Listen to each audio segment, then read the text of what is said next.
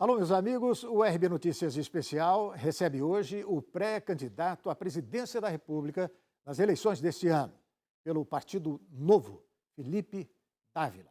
Nós vamos conhecer, antes da nossa conversa aqui ao vivo, um pouco da história do candidato à presidência, Felipe Dávila. Acompanhe. Luiz Felipe Dávila tem 58 anos, nasceu em São Paulo e tem 2 filhos. Ele é cientista político, mestre em administração pública pela Universidade de Harvard e fundador e presidente do Centro de Liderança Pública, uma organização que ajuda a formar e aprimorar os gestores públicos no Brasil. Desde 2008, o centro já ajudou a formar mais de 8.000 lideranças públicas. Dávila acredita que a transformação do Estado é a forma mais rápida e eficiente de transformar o Brasil e melhorar a qualidade de vida dos brasileiros. O lado apaixonado por história levou Dávila a publicar 9 livros sobre gestão pública, história e política. O Partido Novo oficializou a pré-candidatura do cientista político Luiz Felipe Dávila à presidência da República nas eleições deste ano. O pré-candidato tem percorrido vários estados para conversar com líderes e filiados do Novo e apresentar suas ideias. A política pública no Brasil só melhora dando continuidade às boas políticas públicas e não importa quem é o autor desta política pública. É assim que Dávila acredita que vai transformar o futuro do Brasil. Felipe Dávila está conosco aqui, conversando ao vivo, iniciando essa conversa ao vivo pela Rede Brasil de Televisão. Antes de mais nada, obrigado pela sua disposição em estar aqui conosco, hein? Boa tarde. Aliás, boa noite, né? Boa noite, irmã. É um grande prazer conversar com você e com todos da Rede Brasil. Pré-candidato, eu vou chamá-lo assim.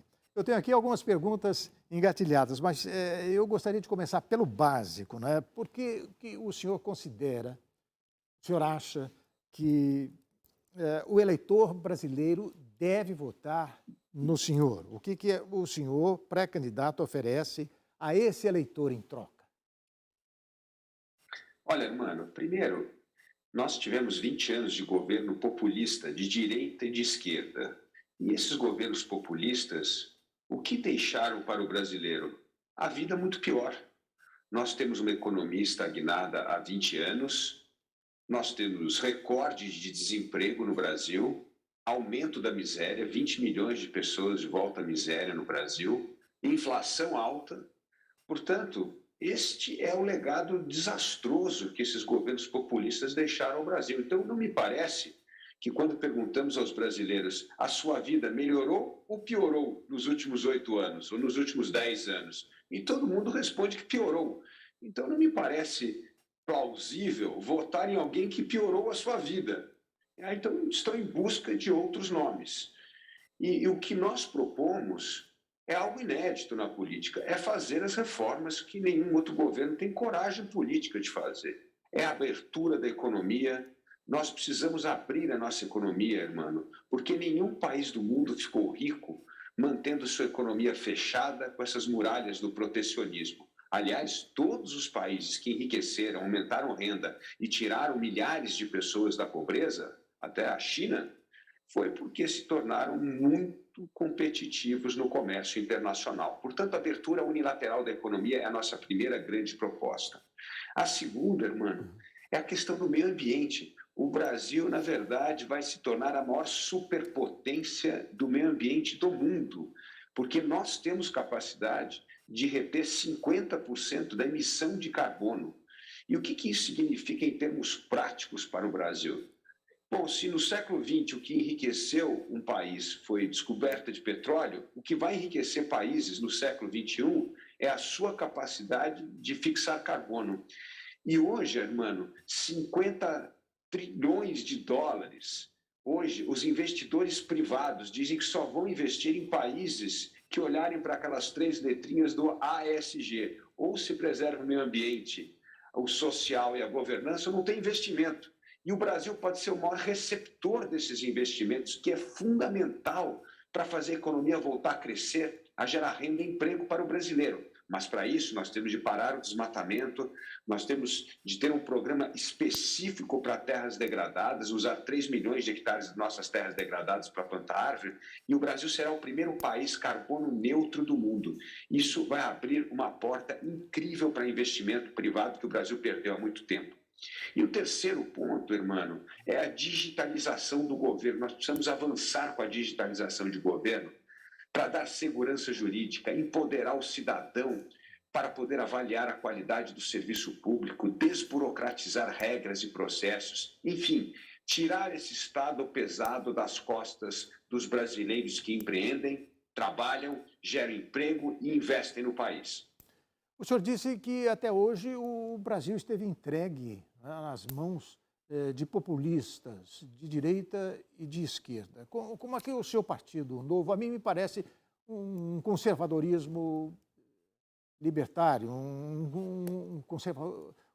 poderia ser considerado um conservadorismo liberal, o novo, em termos ideológicos?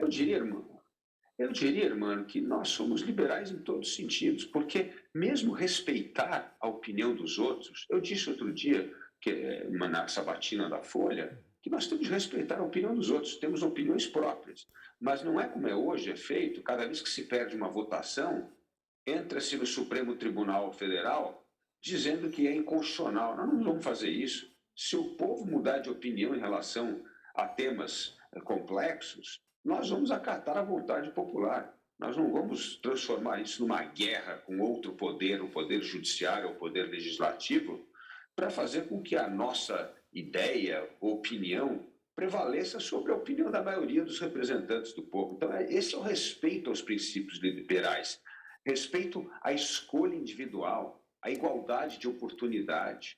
Então, nesse sentido, o Partido Novo é um partido que defende, sim, os pilares do liberalismo, o Estado de Direito, o Estado democrático de direito. Então, apesar de termos opiniões pessoais que podem ser taxadas, às vezes, de conservadora, o que eu estou dizendo é que temos de respeitar o jogo do Estado de Direito, da democracia e das escolhas individuais. O senhor comentou a sabatina da Folha e nessa conversa que o senhor teve com repórteres do jornal Folha de São Paulo, falou-se muito em terceira via, não é? E o senhor fez um alerta que parece ser bastante grave.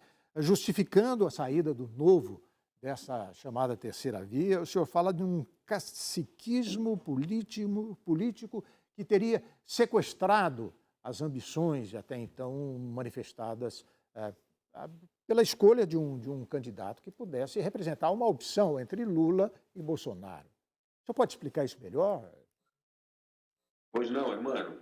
Olha, a terceira via não pode ser apenas uma união de partidos para apresentar um nome para ocupar esse vácuo do nem Lula nem Bolsonaro. Isso não vai vencer a eleição.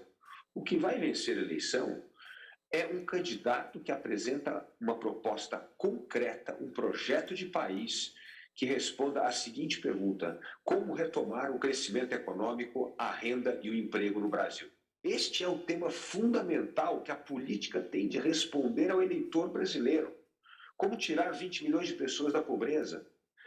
E quando esse tema não é discutido, e eu havia proposto, irmão, que nós fizéssemos uma rodada de conversas pelo Brasil para discutir temas específicos. Vamos discutir meio ambiente lá em Manaus, vamos discutir governo digital no Porto Digital em Recife, vamos discutir o agro no Mato Grosso do Sul, por exemplo, em Campo Grande.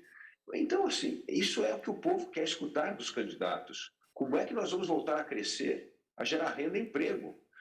Agora, se a conversa vai para outro caminho que não é esse, nós não vamos participar, porque isso é uma farsa contra o eleitor brasileiro que procura essas respostas do candidato da terceira via.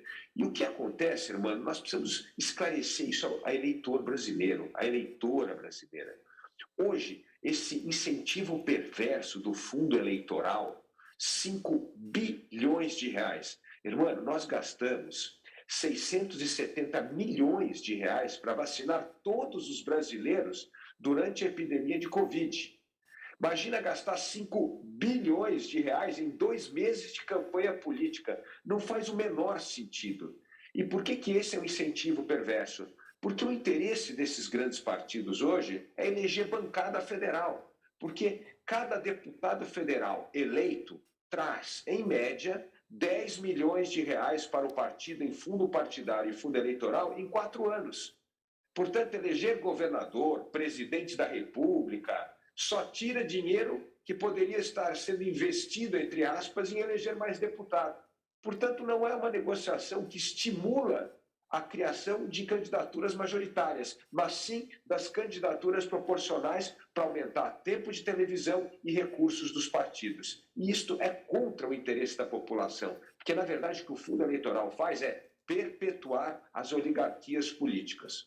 Isso aí leva à manchete principal do jornal Estado de São Paulo de hoje. Planalto e interesses pessoais de políticos minam a terceira via. Mas vamos em frente. Olha, Lula e Bolsonaro. Uma outra manifestação sua chamou a atenção, de que Lula ou Bolsonaro, qualquer um dos dois representa um perigo ou o fim da democracia. É o assunto para o nosso próximo bloco. Daqui a pouquinho, nós continuamos essa conversa ao vivo aqui com o candidato Felipe Dávila, do Novo à presidência da República. Fiquem conosco, voltamos já.